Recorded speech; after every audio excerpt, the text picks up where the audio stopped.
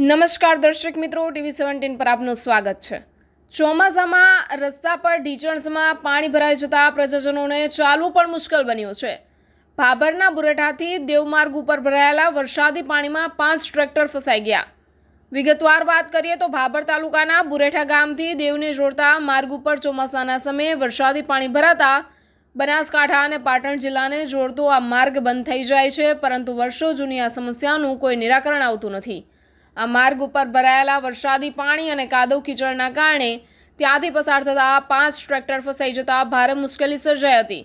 ભાભર તાલુકાના બુરેઠા ગામથી વરસડા થઈને દેવ ગામે જતા બનાસકાંઠા અને પાટણ જિલ્લાને જોડતા 7 કિલોમીટરની આ માર્ગ ઉપર ચોમાસાના સમયે પસાર થવું મુશ્કેલ બને છે।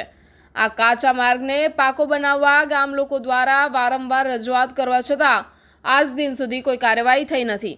ચોમાસું આવતા જ અહીં ઘૂંટણસમાં પાણી ભરાઈ જાય છે, તેમજ કાદવ કીચડના કારણે ખેડૂતો તથા વિદ્યાર્થીઓ સહિત વાહન ચાલકોને ચાલવું મુશ્કેલ બને છે। ખેતરોમાં વસવાટ કરતા ખેડૂત પરિવારોમાં કોઈ બીમારી આવે અથવા કોઈ ઇમરજન્સી હોય તો એમ્બ્યુલન્સ પણ ત્યાં આવી શકે તેવી હાલત નથી। જો કોઈ બીમાર પડે તો ટ્રેક્ટરમાં બેસાડીને ગામમાં લઈ જવું પડે છે, પછી જ એમ્બ્યુલન્સમાં બેસાડી શકાય છે।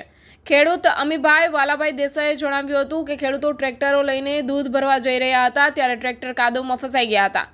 એક સાથે 5 જેટલા ટ્રેક્ટર ફસાતા માર્ગ પણ બંધ હાલતમાં છે, ત્યારે અહીં તાત્કાલિક નવો પાકો રોડ બનાવવામાં આવે અને આ વર્ષે જૂની સમસ્યાનું નિરાકરણ લાવે તેવી ગામ લોકો તંત્ર પાસે અપેક્ષા રાખી રહ્યા છે।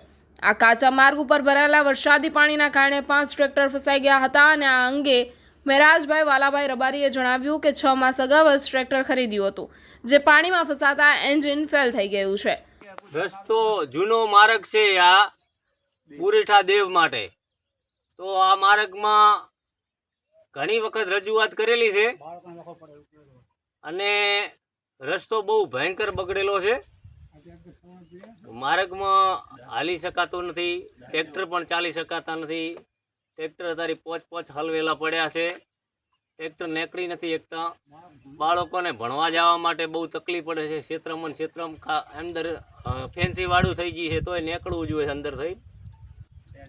અને આ તંત્રને ઘણી વખત રજૂઆત કરેલી છે, સ્વરૂપજી ઠાકોરને રજૂઆત કરેલી છે, જ્ઞાનીબેન હતા જ્ઞાનીબેન વખતે રજૂઆત કરેલી છે, બધાને સાહેબ શંકરભાઈ ચૌધરી બુદ્ધિએ વાત પોકેલી છે, પણ કોઈ આ રસ્તાનો કોઈ નિર્ણયકાર આવતો નથી।